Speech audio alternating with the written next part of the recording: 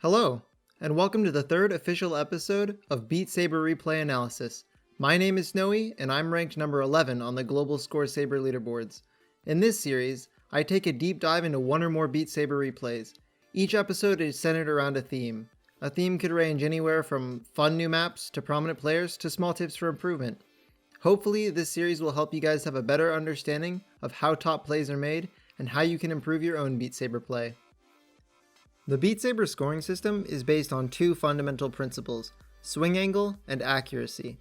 Swing angle is a relatively simple skill, which can be learned just by experience or by improving your own physical condition. On the other hand, the concept of accuracy creates a completely different perspective on how we play Beat Saber. There's a whole community in Beat Saber based around playing for the highest possible accuracy. In this episode, a special guest from that accuracy community will be joining us to help talk about the importance of accuracy and how training accuracy can help you improve your own play. Before we jump in, I thought I'd give a quick background to the Beat Saber scoring system. Any single note can give a maximum of 115 total points. The first 100 are based on swing angle. If you have a pre-swing angle of at least 100 degrees and a follow-through angle of at least 60 degrees when hitting a note, you will get the full 100 points for swing angle. The last 15 points are based on accuracy. So how is accuracy determined in Beat Saber? When Beat Saber checks for a cut, a new plane is created in 3D space. This plane is defined by the orientation of your saber and the point that made contact with the block. So to determine accuracy, we compare the distance between the plane and the geometric center of the block.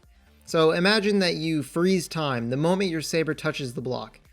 If it were to keep moving through the block in the same direction and orientation, how close would your saber hit to the geometric center of the block? That's accuracy. I'd like to give a special shout out to my good friend Dracono for decompiling Beat Saber and scouring through the code at 3 a.m. to help me come to this conclusion.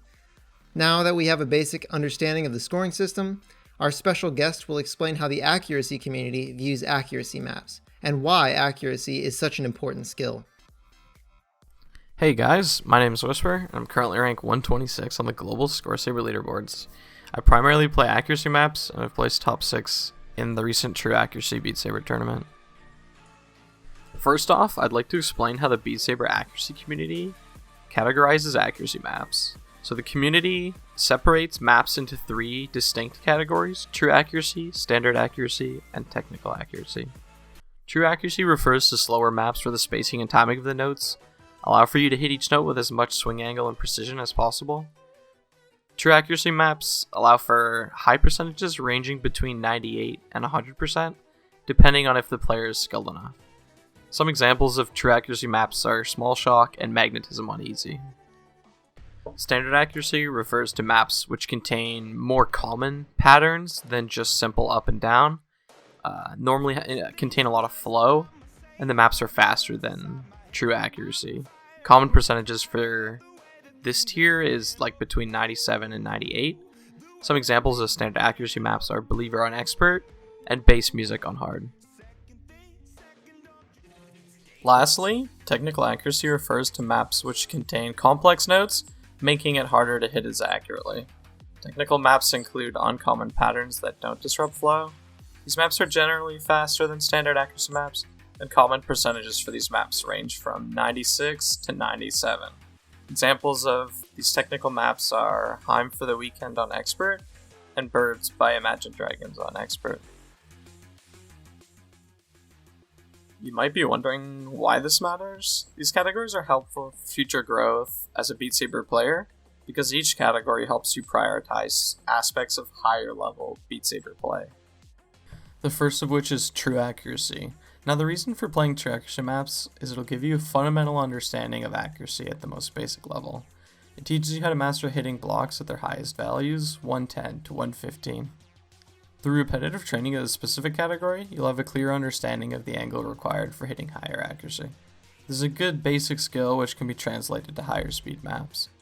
Standard accuracy has the biggest benefit as it's a middle ground between true and technical. It fills in accuracy gaps and allows for players to exercise the foundation they build with true accuracy and start to display them at higher speeds. technical accuracy relates closest to rank maps, as it's primarily a mix of different patterns, with diagonals oftentimes at higher speeds than true and standard accuracy maps. This category stands out because it has the highest skill gap and provides a very good base for learning ranked maps. One very simple tip that personally helped me a lot with accuracy is to sometimes hit diagonal notes vertically. In Beat Saber, hitboxes for notes are much larger than the block actually appears. If the goal is to cut the block perfectly in half, one thing you can do with diagonal notes is abuse the width of the hitbox to cut the note in half vertically rather than diagonally. Here's an example of what I mean.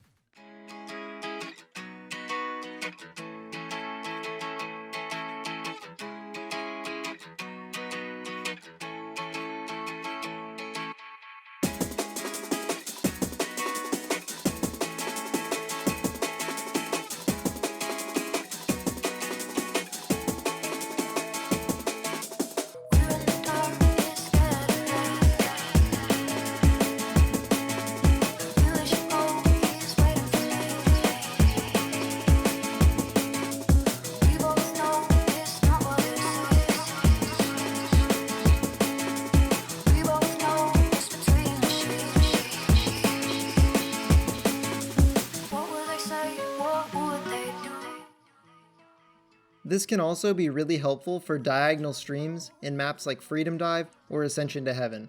With these kinds of streams, it's really difficult to keep your whole body turned at the right angle, so one way to hit high accuracy on diagonal streams is to just swing into the blocks vertically. You still cut the block in half, but you don't have to awkwardly turn your entire body. The second tip that we have for getting higher accuracy is hitting blocks in the middle rows with the hilts of your sabers. The easiest notes for you to get the highest accuracy on are the notes in the middle lanes. One way to almost guarantee high accuracy in these notes is to hit them with the hilt of your saber. This is the part of your saber that is closest to your hand. This tip's really interesting because it was discovered through trial and error by the players and the accuracy community themselves. Here's an example of the best accuracy player in the world, SFK, making use of this technique.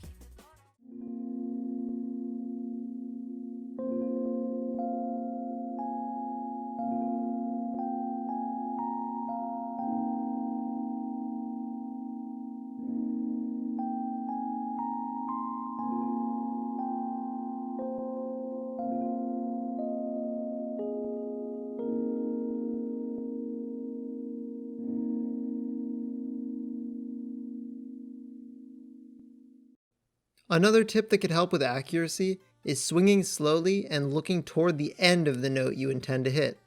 For example, if there's a blue block in lane 4 that's diagonally pointing upward, focus on the side of the block that the arrow is pointing towards. This is the side of the block which is physically farthest from you. The reason this helps is because it allows you to focus on keeping a straight cut when your saber makes contact with the block. While focusing on the opposite side of the note, you'll end up swinging farther than you normally would. This means you hit the block in the middle of your swing when your saber is most straightened, as opposed to the end of your swing when your arm and wrist are under more strain. In addition, swinging slowly should help with accuracy too. If you swing too quickly, it's likely that you're going to mess up and not draw a straight line with your arm. Therefore, staying relaxed and swinging slowly is a good way to ensure you hit the block with the right saber orientation. Lastly, we thought we'd list off some of the best accuracy players across all platforms. The current Score Saber leaderboards aren't able to fully represent rank as a function of accuracy.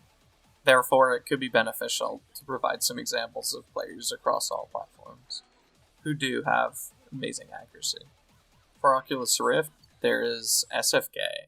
SFK uses Oculus Rift CV1 with default grip. He's most known for being the best accuracy player in Beat Saber. He primarily plays slower accuracy maps and can easily get high 98 to 99% most maps he plays. He also placed first in the True Accuracy tournament last February. For Vive, there's Flea. Flea uses B-Grip with Vive controllers. He's known for being a very consistent player, placing top 3 in many online tournaments, as well as 4th in the recent True Accuracy tournament. He has slow and calculated swings, which allow him to accurately slice every block. For Oculus Rift S, there's Xyrix. Xyrix uses Rift S and his own personal grip. He's known for being a top 10 ranked player who's very flexible.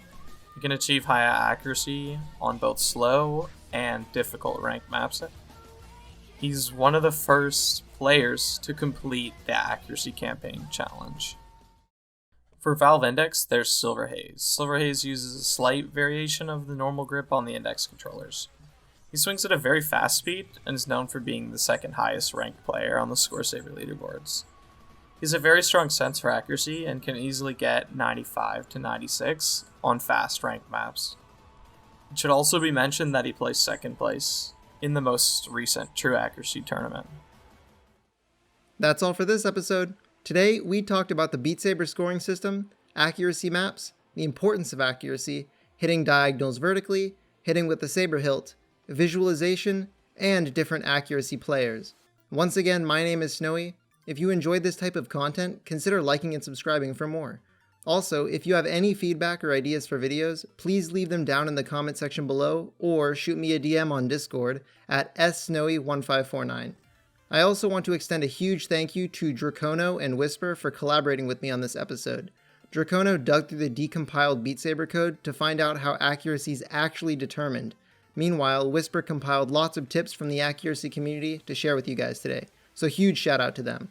Lastly, if you want to join the accuracy community, I'll put the link to their Discord in the description below. Anyway, thanks for watching.